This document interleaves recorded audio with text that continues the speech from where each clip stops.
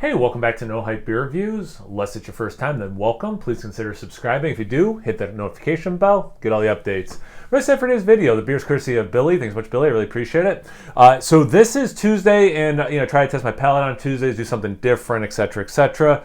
This is a cocktail-inspired beer. I think it fits the bill. So it's Sierra Nevada. It's Trip in the Woods Barrel Aged Series. It's their old-fashioned. So it's a cocktail-inspired beer, ale aged in bourbon and bitter barrels with orange peel, which sounds awesome. When beer meets barrel, incredible things happen.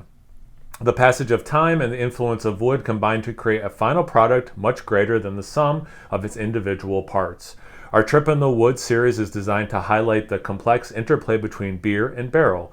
Each beer has matured in a wooden cask originally used to age and mellow spirits, and the time in slumber creates rich and layered flavors unique to this difficult and hands-on process. 12% ABV, and that's other than the government. If you're pregnant, don't drink this stuff. I read everything. Let's get into it.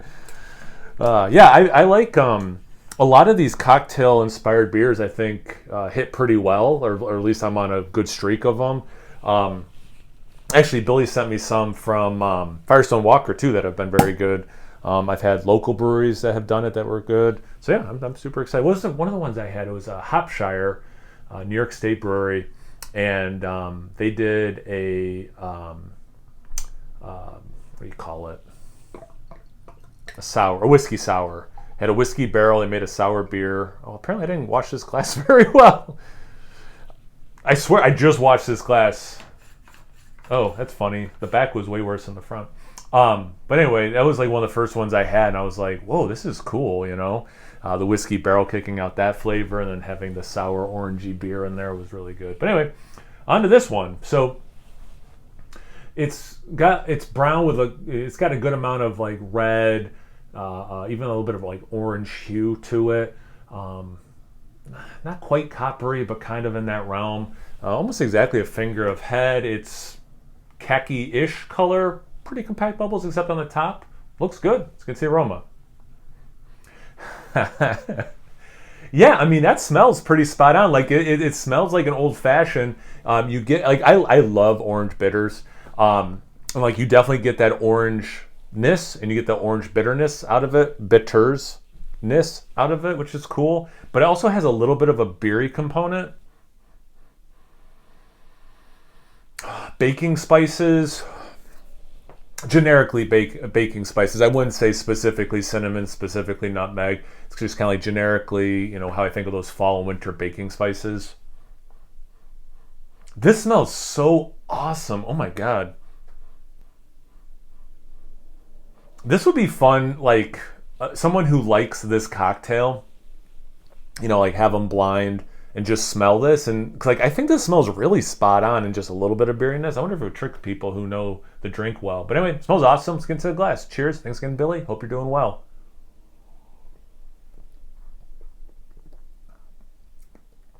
Ooh, okay. I like this. It's a little bit of a roller coaster. I think you could probably tell from my. I just realized I didn't bring down my stopper. Whatever. Drinking half today and half tomorrow. A little bit of a roller coaster. Let me take another sip, because I don't know how much of that was the experience, like the actual beer, just me not anticipating what the beer was going to taste like.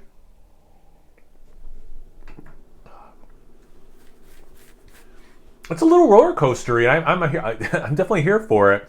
The bitter component, I love. And again, as someone who loves that flavor, this has enough of it for sure. You know how I'm the vanilla police, and I always want more vanilla, it seems like.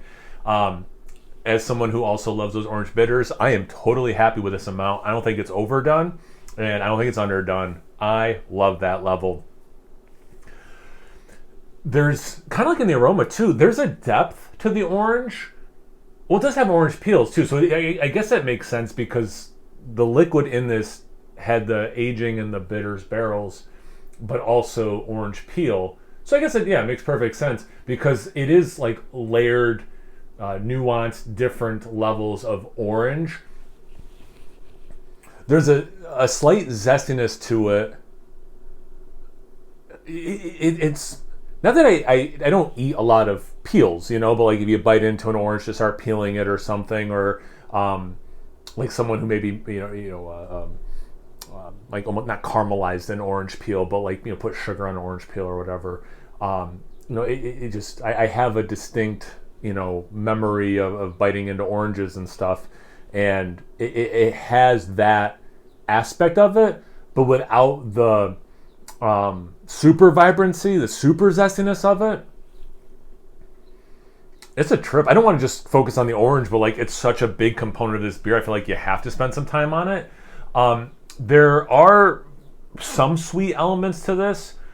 I don't know if I'd use the word balanced for this beer though, and I just want the beer to taste good, and sometimes a balanced beer does taste good. Sometimes I like just like it's a vanilla bomb or whatever, So yeah, I don't think I would say this one is balanced, but there is some sweetness to it. Not quite brown sugar, molasses, but in that realm, walking towards those things is definitely how it manifests itself for me. I don't get a ton of bourbon. I'm realizing I just talked for a while. I need to take another sip to keep talking about the experience. A little bit of bourbon does come through. Little heat, not much. Those baking spices come through. There's a sweet note at the end that is, what it reminds me of is those root beer barrel hard candies. Very much that thing, with a little bit of, because like real root beer would have some botanicals in it. So it's very much, to me anyway, take away a little bit of the sweetness, but those root beer barrel candies with a little bit of like real root beer botanicals added to it. It's in the spirit of what this beer is trying to do, and I agree with this, is I really want to hit on the natural element of the botanical part of that sip. I don't want to make this sound like it's artificial tasting, because nowhere in this sip does it taste artificial, and they're not advertising there is anything artificial in terms of the flavoring in this. So I definitely don't get an artificial flavor, and I want to make that crystal clear. So that's why I'm adding that like botanical thing. Wow, this is a real trip into the woods. This is a real trip of a beer.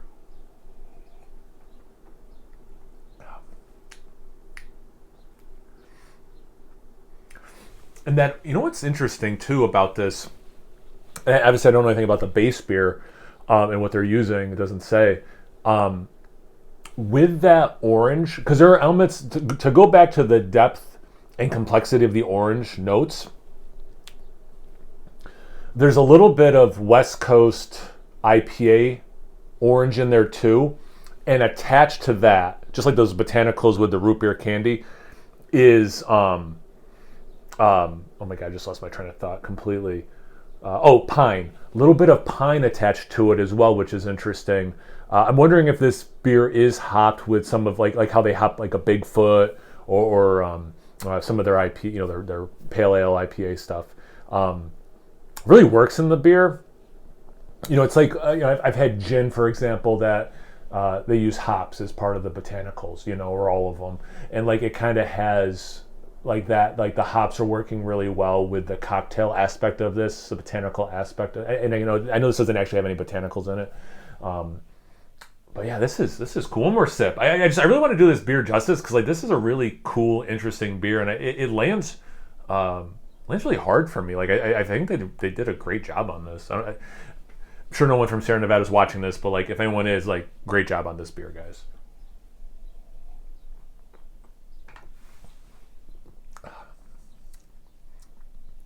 It just reminds me of the cocktail so much.